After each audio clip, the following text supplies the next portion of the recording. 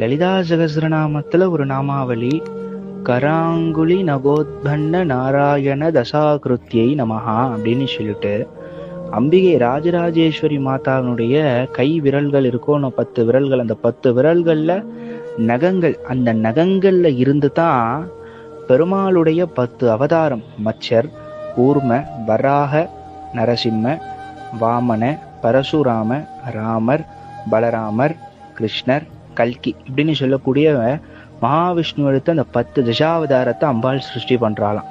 கராங்குலி நகோத்பன்ன நாராயண தசாகிருத்தியை நமஹா அப்படின்னு சொல்லிட்டு.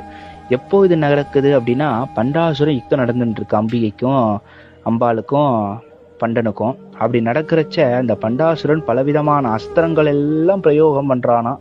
அப்படி எல்லா அஸ்திரங்களிலும் அம்பாள் எதிரஸ்திரத்தால அந்த அசுராஸ்திரத்தை எல்லாம் நிர்மூலமாக்கிடுறா. உடனே இந்த பண்டாசுரன் என்ன பண்றான்னா, ஒவ்வொரு அரக்காலா அனுப்புறானா.